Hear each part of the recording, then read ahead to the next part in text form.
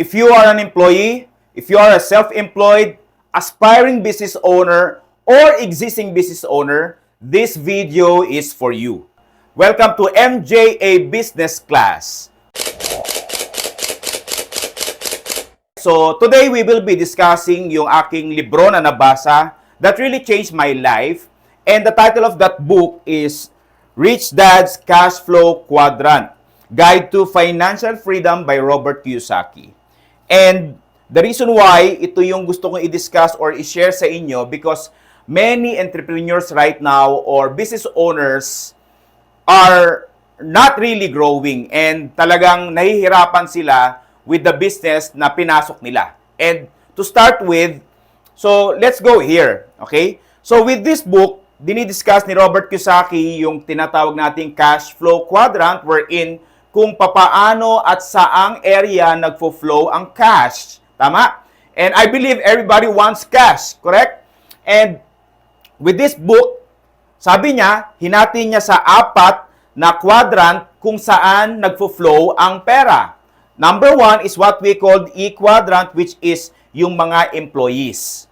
And pangalawa is yung tinatawag nating S quadrant, which are the self-employed. And the B quadrant, which is the business owners. And lastly, the investors para sa I quadrant.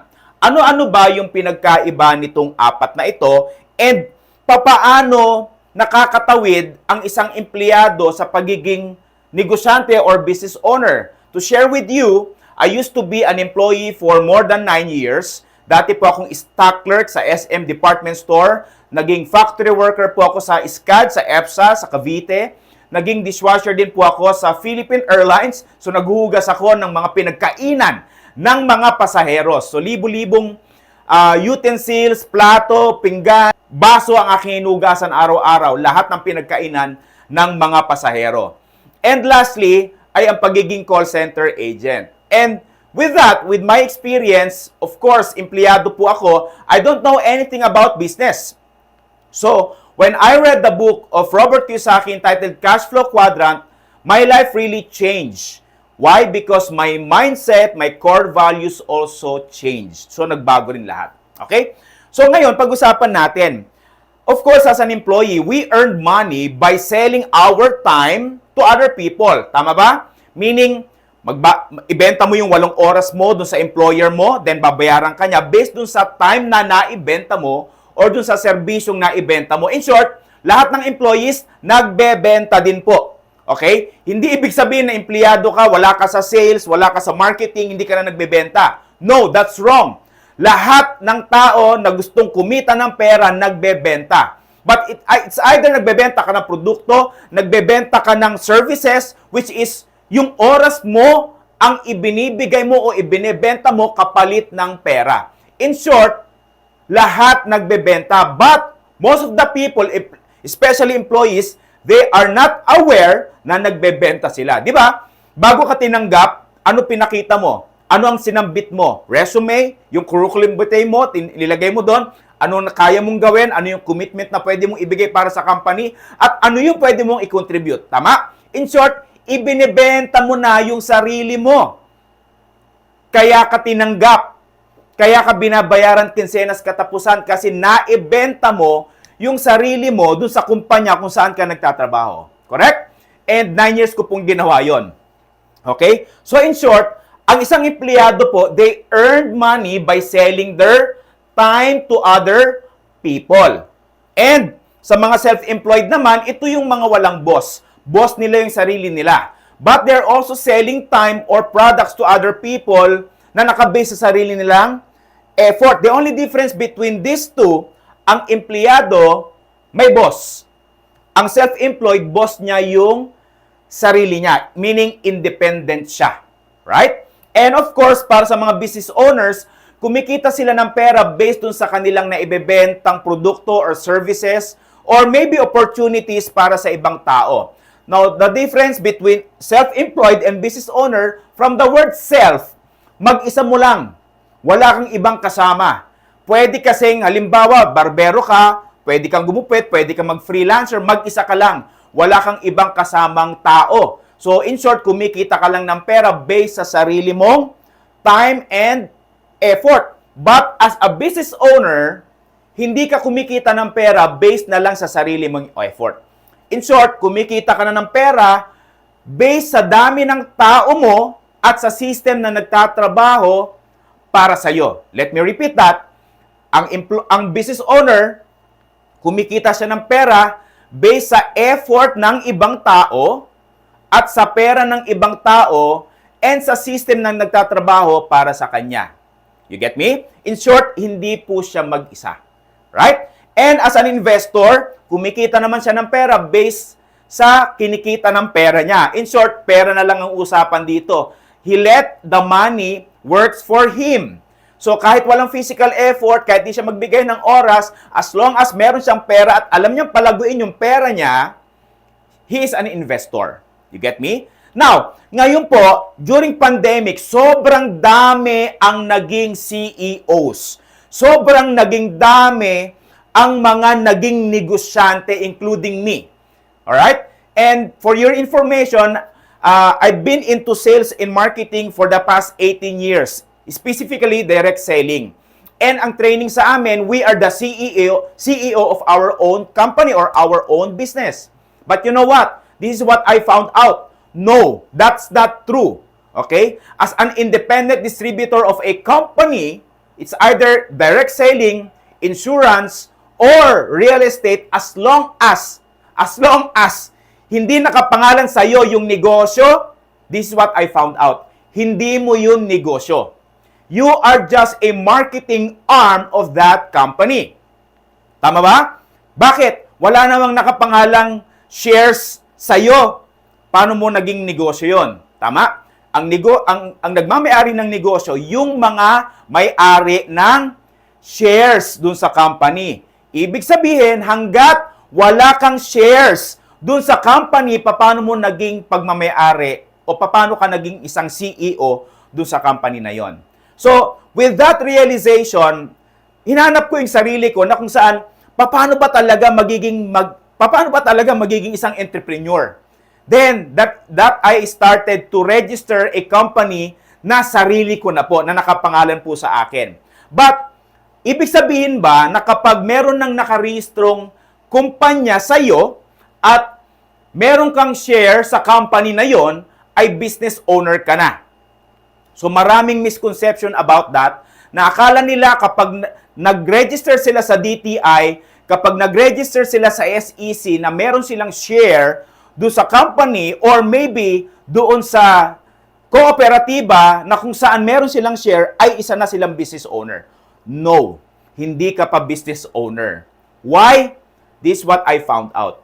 Maraming nagninegosyo na pumasok po from employment, tapos nagnegosyo sila. Ibig sabihin, empleyado sila, tapos nag-register sila ng company name na sa DTI, nag-register sila ng company nila. Sa SEC, kinuhanan nila ng business permit. That is just the first step of becoming an entrepreneur or a business owner. But it doesn't mean na totoong negosyante ka na. Bakit? This is what I found out. Maraming empleyado ang nagninegosyo na ngayon or lumipat from this quadrant to this quadrant na akala nila ay entrepreneur na talaga sila. But you know what? Baka masyak kayo. Maraming negosyante ngayon kung bakit nagfe-fail yung kanilang negosyo, yung kanilang kumpanya ay hindi nag-grow. Bakit? Dahil nagninegosyo na sila, pero yung utak nila ay naiwanan sa pagiging empleyado. In short, nagninegosyo ka, pero yung utak na ginagamit mo sa pagninegosyo ay yung utak mo pa rin o yung pag-iisip mo pa rin noong ikaw ay empleyado pa. That's why, hindi nila napapalaki yung negosyo nila dahil yung mindset na ginagamit nila, yung core values na meron sila, ay hindi pa nakakatawid sa pagiging business owner. Paano ko nalaman yon? I've been there. Akala ko, sarili ko na yung negosyo. Akala ko, business owner na ako. Pero, when I realized and learn about it, sabi ko, oh my gosh, ang dami ko pa palang ginagawa, ang dami ko pa palang kaisipan na hindi pang negosyante. hindi pang business owner, kundi pang empleyado pa rin. Kaya hindi siya nag-grow at hindi siya lumalaki tulad ng gusto kong mangyari sa isang negosyo. Are you getting me? Okay. Now, kung self-employed ka naman na, bakit ganon? Yung mga self-employed, hindi nila napapalaki yung kanilang negosyo. You know what? Ito yung na-realize ko rin. Alright? Gusto nilang tumawid at gusto nilang pumunta sa pagiging business owner. Bilang business owner, just like what I said a while ago, kailangan marunong ka magpatakbo o kailangan meron kang mga tao na nagtatrabaho para sa'yo at yung system na nagtatrabaho para sa'yo. Maraming self-employed ang nagtatrabaho o nagninegosyo na hindi sanay na merong team. In short, magaling sila kung sila lang mag-isa. That's why ang struggle nila is paano nila i-delegate yung ibang trabaho dun sa mga tao na kung saan hindi nila gusto yung performance o yung hindi naaabot nung taong pinag-delegatean nila nung trabaho nila based dun sa kanilang standard. But as a business owner, hindi pwedeng mangyari po yun. That's why marami pong nagninegosyo ngayon, utak empleyado pa rin. Marami pong nagninegosyo sa ngayon, utak self-employed pa rin. Kaya hindi po lumalaki ang kanilang negosyo. Now, going to investor. Usually, kung sino po yung business owner, siya rin po yung investor. Okay? So, ngayon, question. Paano ba tatawid? Meron bang bridge? Yes, there is a bridge. Okay? Tandaan niyo po, hindi porke nagninegosyo ka, negosyante ka na. Kailangan maitawid mo yung sarili mo dito. There is a bridge, there is a journey from employment to becoming a business owner. Or there is a bridge between self-employment going to business ownership. So, kailangan mong tawidin yun. Ano-ano ba yung mga dapat mong malaman? Ano-ano ba yung tamang mindset sa pagiging business owner? Ano-ano ba yung tamang core values na dapat magkaroon ako para makatawid ako? Alright? So, as a tip, para sa mga gusto pong pumunta sa pagiging business owner or entrepreneur, lalo sa mga empleyado, there is a process. No po? In my case, dati akong empleyado, hindi naman ako naging negosyante kaagad. Okay? So, if you are an employee right now, pwede kang pumunta sa pagiging intrapreneur. What do you mean by intrapreneur? Intrapreneur meaning, nagtatrabaho ka pa rin sa ngayon as an employee, pero isinasabay mo yung pag-aaral at pagninegosyo. Kung paano maging isang tunay na negosyante or business owner. In short, dalawa yung ginagawa mo sa pagiging intrapreneur. Hindi ka pa full-time na entrepreneur, intrapreneur ka pa lang. Kasi pwede namang magnegosyo habang empleyado ka pa. Just like what I did before. In short, pwede kang 8 to 5, empleyado, pero make sure outside nung 8 to 5 na yon is wino-work out mo na yung negosyong sinimulan mo. Then, in that case, kung ganun ka, then you are called an intrapreneur. Hindi ka pa full-time na intrapreneur ka pa lang kapag sabay ang pagiging empleyado mo at pagninegosyo mo. Now, kapag dito sa stage na to, ikaw ay natutunan mo na yung mga tamang mindset, tamang core values, unti-unti, because it's not a one-day thing. It is a journey, it is a process. Hindi ka agad-agad because it will take time dahil meron pang mga habits na kailangan mabago sa'yo para maging entrepreneur ka. Alright?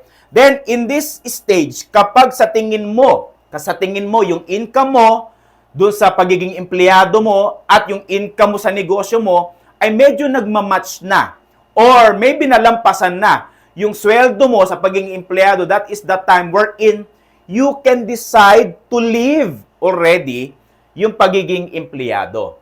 And kapag ginawa mo yon, then that is the only time wherein magiging entrepreneur ka na. Hindi ka na intrapreneur. Dahil hindi ka na empleyado, negosyo ka na lang talaga. Doon na lang umaasa o yun na lang yung pinaka-main source of income mo. Alright?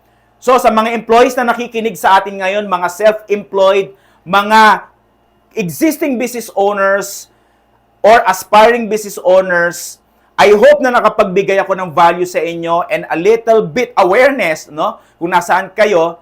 And if you learned something in this video, please comment below, or if you have any ideas, opinions, or if you have any suggestions para mas lalong matuto tayo sa isa't isa. The good news about MJA Business Class, I'm not here just to teach you, but I'm here to share you my experience. And at the same time, if you are willing to share also your wisdom and your knowledge and your skills, kung ano man ang gusto mo i-share, please comment below at ako naman ang matuto sa inyo.